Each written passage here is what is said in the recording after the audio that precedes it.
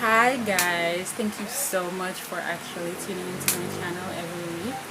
I just really want to thank everybody that subscribed, that liked my videos, that commented. I've gotten some heartwarming comments from persons saying that they appreciate my videos and they thank me for actually doing these videos. That was actually my aim, to reach persons that persons don't usually talk about these topics. So I really want to talk about the topic so I can reach persons and open up, so that persons will feel that know that it is normal, it is natural. The things that happen when you're pregnant, the things that happen when you breastfeed, the things that happen postpartum. So this is my main reason for sharing, because I want everybody to feel comfortable as a new mommy.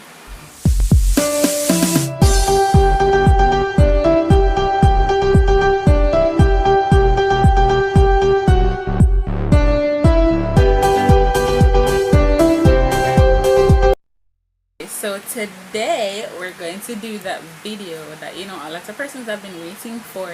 It is the 5 things that nobody really talks about or explain to you about breastfeeding. It's all about the breast. Okay, so here's the thing. We're going to go into it. I'm not going to do them in any particular order. Anyone that appeals to you, you can take it as your number 1 or your number 10. But here we go. 5 things that I would tell you about breastfeeding. Okay, so number 1. One of the things they don't tell you about breastfeeding, or persons don't talk about a lot, is that it doesn't always come natural. Persons actually think it's just going to be so miraculous. Like, I think I should have a teddy bear around here somewhere. Right, so persons think it's going to be so miraculous, right? So, you're going to have your baby and you're just going to whip out the breast and you give it to him, right? And then he's just going to suck and it's just going to be so magical. And you're going to bond. Well, I'm very sorry to burst your bubble, but that's not how it actually works for a lot of people, including myself. Now, a lot of factors actually play into this, right? First of all, it's painful to breastfeed. So, and there's a lot of technique to breastfeeding.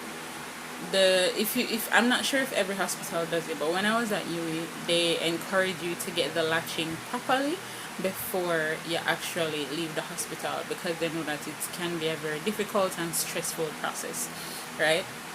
So what they do, they tell you, to set the baby properly on the breast and all of these lovely things, which of course, as I said, does not come natural, right? And then there is the problem of some persons not immediately feeling that bond with their baby. Because with my first son, I didn't immediately feel the bond, right? I kind of did. I would say I hated him for chewing off my nipples, but I didn't like him breastfeeding at first. Okay, at first I didn't like breastfeeding because it hurt like hell and it was very technical. Like, if the baby don't latch on properly, him not get enough milk and the whole works. He's not getting full. You start getting like bitten and it's painful and stuff like that. So the whole latching on process and them drinking and the whole works, like, yeah, it's not that simple like what people make it look like. Like, you've seen your aunts and your aunt and your mom or whoever do it, and all they had to do was do this, and they're talking like, yes man, and I was telling about Vanessa too, and kill your dead breastfeeding. Easy, simple something. Girl, the amount of technicalities with breastfeeding, so it doesn't come natural for everybody, and that is okay. We all take a little practice. Ensure that when you're at the hospital, you get the nurses to show you how to do it. how to latch the baby properly. You can watch YouTube videos on how to latch properly. I plan on doing a video on how to latch properly. I have a midwife that will be doing that video, so you can check out YouTube and other stuff and other readings on how to the baby should latch properly, right? The next thing about breastfeeding that most persons don't talk about is that you don't necessarily get this huge ass flow of milk. You know, when they say, you know, you're going to be breastfeeding, you're expecting to have like milk that you just got pew, pew, pew. And you just fill up 2 8-ounce bottles up and it just be like, yeah, I'm super mama. No, it don't work like that for everybody. For me, I barely had any milk. When me squeeze, it's like 2 little tubes that come out, and girl, 2 little tubes that come out to the bottle. If I could get 4 ounces in one bottle out of both breasts, and I talk when breast milk full on come in. I'm not talking about when you just have the baby, like 2 weeks, 3 weeks, 4 weeks, 5 weeks, a month afterwards. And trust me, I was doing the things then, like I would have this big old, what you call it, I think it's a 5-gallon bottle or something like that. I would have that right at my bedside and I would just chug it every day, just chug it, like 2 or 3 of those, chug it, because them say if you drink a lot of water it will help. I also was staying in Spanish Town at one point, where daddy would give me a lot of soup and porridge and stuff like that. I still never have the wally to spray out and just all over the place like an elephant trunk. What else did I do? I tried taking my vitamins all the time. I tried eating on time. I tried eating a lot. I tried resting. I tried a whole lot of things. Some persons, when they just have the baby, breast milk just naturally wally and flow in and a dash way until the mother fair dash your breast milk out of the fridge, which hurt my soul. Them can store like wally at a time. Me on the other hand, me never even have enough to store, because as soon as I put it in a milk bag and put it in the freezer, him wake and him have to get it, because my breast them don't juice out, come them go pump out everything. Oh, and they also said that you're supposed to like pump a lot, so if you pump a lot you're supposed to get a lot of breast milk. Yeah, I stressed myself out pumping a lot when the baby was sleeping, because that's what they told me, that when the baby's sleeping I should pump.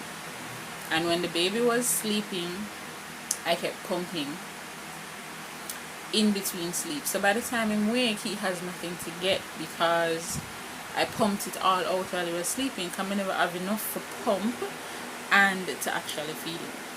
So after I'm done pump, that's it. Now, point number 3 that they don't tell you about breastfeeding, that your breasts actually stretch and gets your nipples start getting stretchy.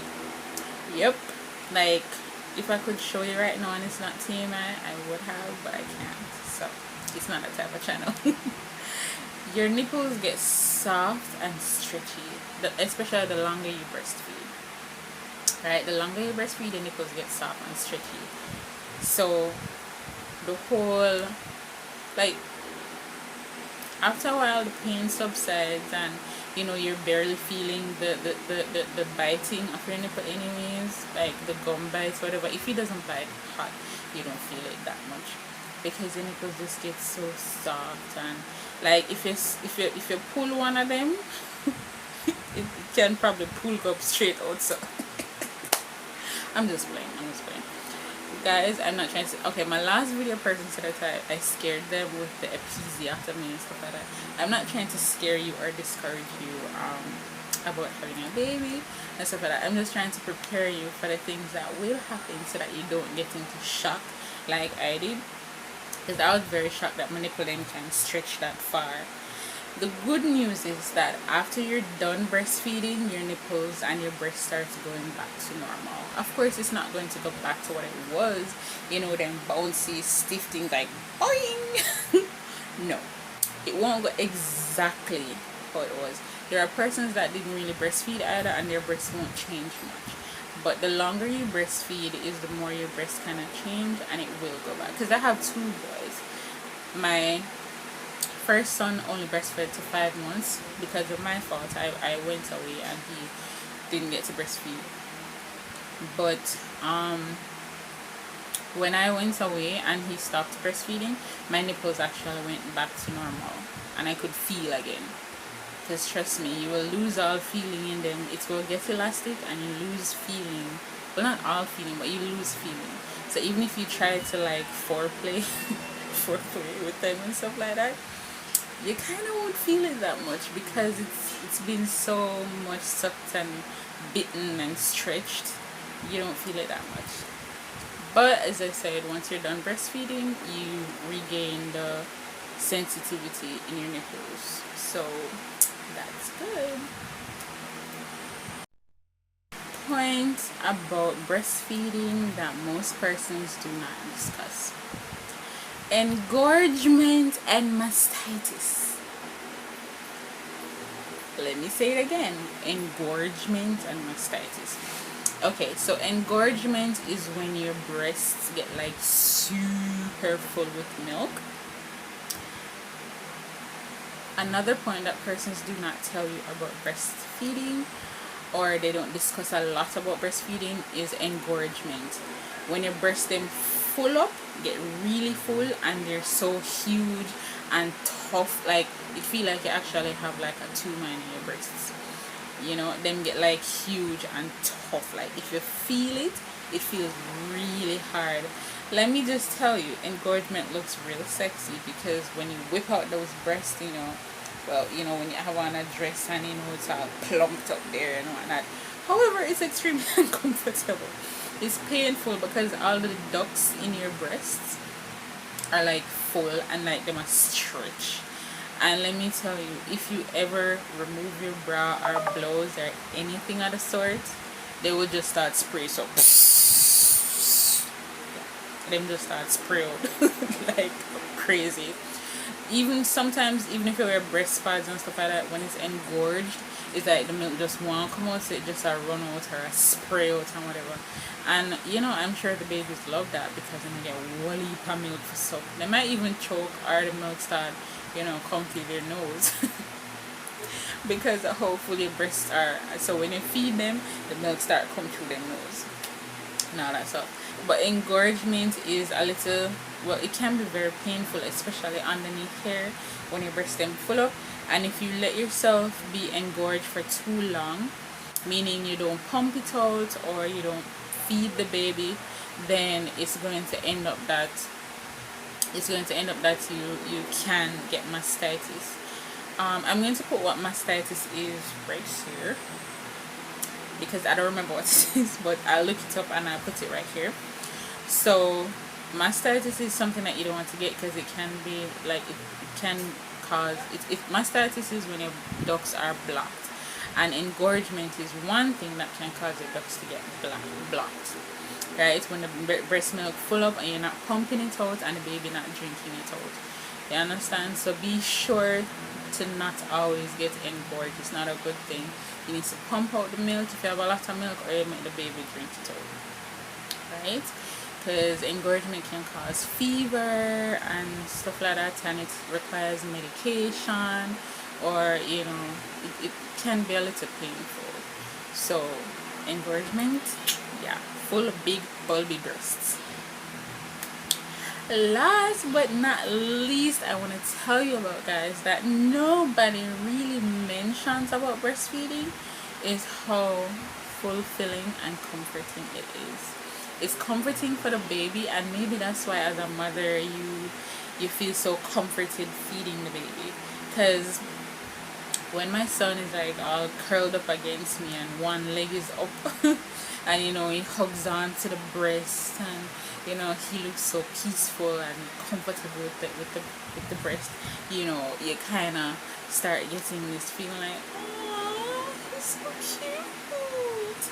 Like, it's very comforting, guys. I don't know how to explain it, but sometimes when I want to sleep and he wants to sleep, we just curl up together and I breastfeed him, and we just both fall asleep, and it's so comforting, guys.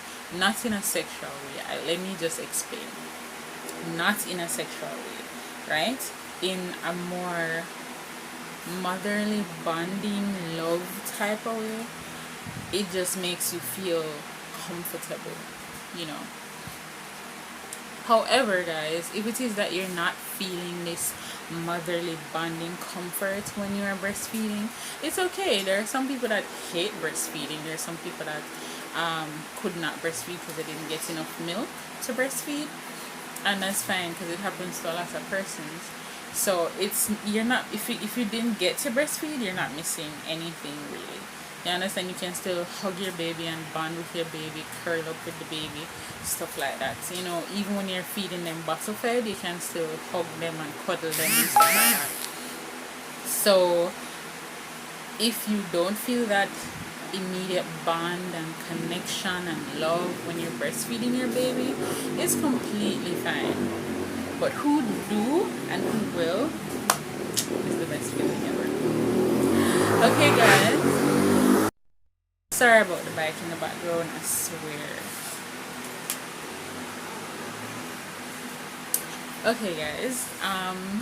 This ends another video. I really appreciate you guys. Please remember to like, subscribe. No, when I say this, people don't really listen. So listen again. Like my video. If you like it, go ahead and click that thumbs up. Then you may subscribe to my channel if you want to see more interesting topics that I talk about, right? So, and always leave a comment, guys. I welcome comments. I love when persons comment on my videos so that I can share my experience and they can share theirs to me and my fans. So I have no problem with persons commenting, sharing my videos, liking, stuff like that. So thank you so much for joining me. Peace out.